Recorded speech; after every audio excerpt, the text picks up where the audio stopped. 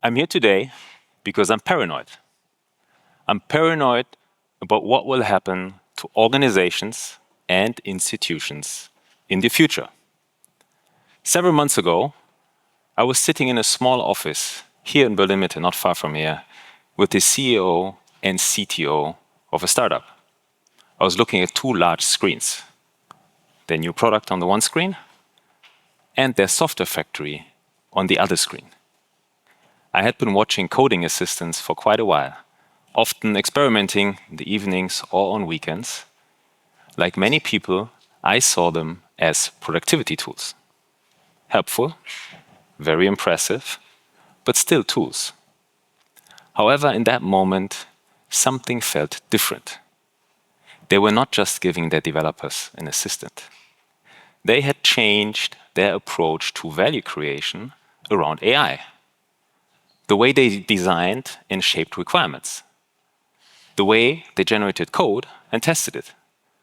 The way they reviewed and released a product.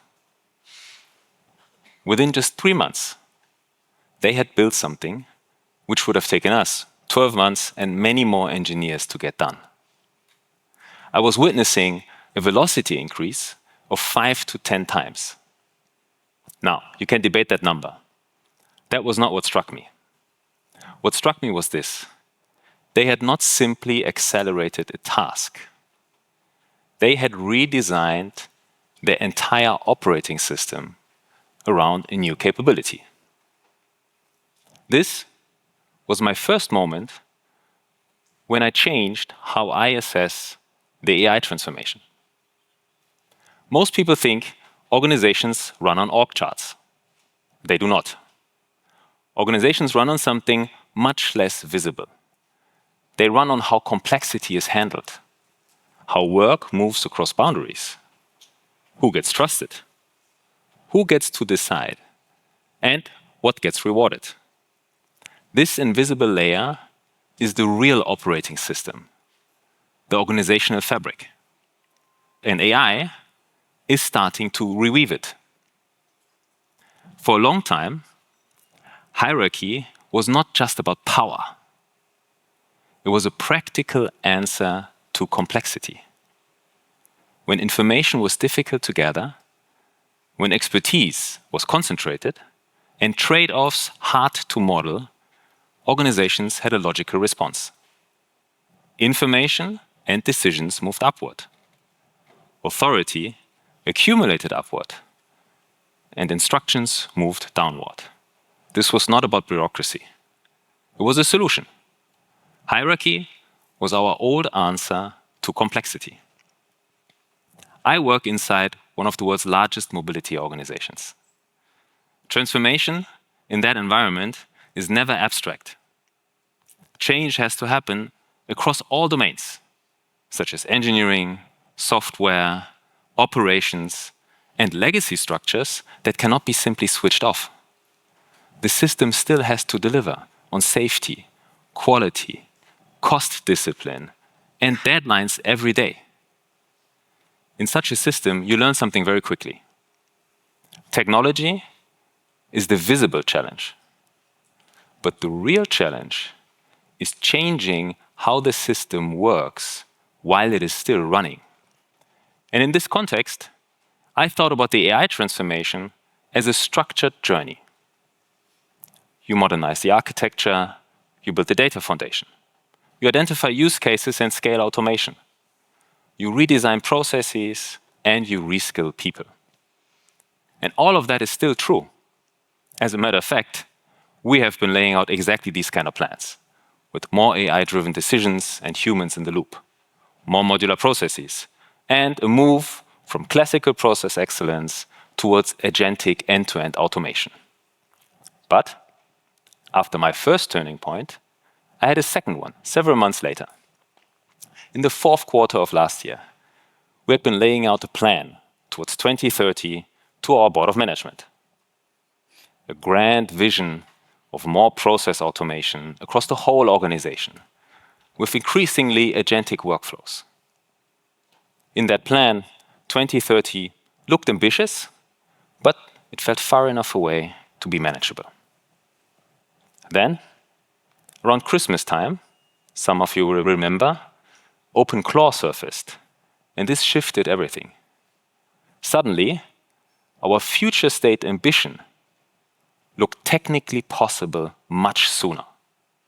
Not fully implemented, not organizationally absorbed, not governed at scale, but technically feasible. And this is when I realized the challenge is no longer whether technology can do it. The challenge becomes whether organizations can adapt fast enough to absorb what is becoming technically possible. And that is the moment this talk comes from, and also where my paranoia comes from. Because once AI helps more people process complexity, model options, execute workflows, the old organizational logic starts to crumble. Authority changes. In the past, leaders often had authority because they sat where information converged. They saw more, they compared more, they decided more. But if more people and more systems can manage complexity faster, authority can no longer rely on being the place where information gathers. The leader of the future is not the person who hoards all the answers.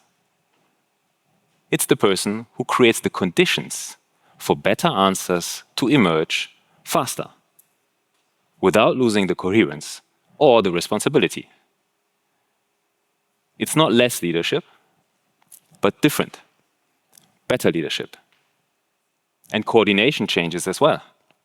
Many organizations, we do, most of you as well, still coordinate through meetings, status updates, escalations, manual handovers, and approval chains.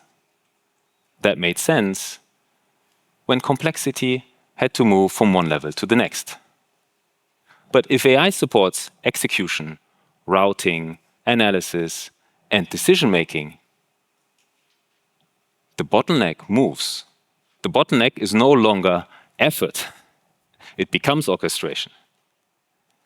So it's not who worked the hardest. It's who designed the system best. And this is where many institutions are more fragile than they appear.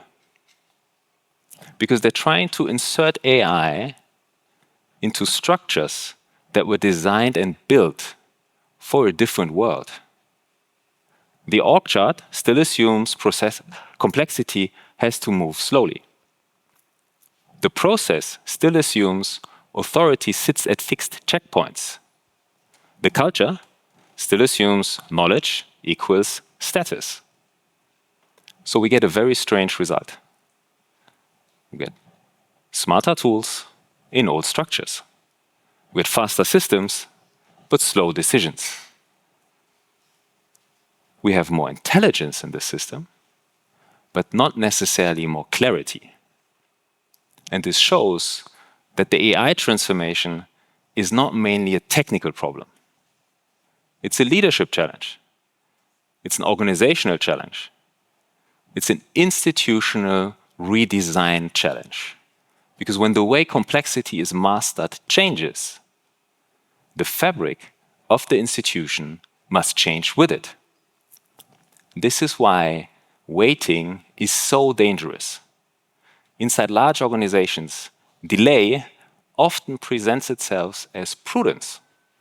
We tell ourselves, let the tools mature first. Let the market become clearer. Let some standards settle. And maybe let someone else go first. Sounds reasonable. But in moments like these, waiting is a strategic illusion. Waiting to prepare for AI until the field is clear is like waiting to train for a marathon until the latest shoes come out, while your neighbor's running every day.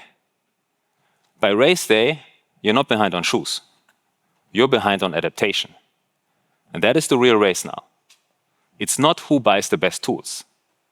It is who learns fastest to make use of them. So, what do leaders have to do to redesign. I believe there are three moves. First, moving from information hierarchy to judgment hierarchy.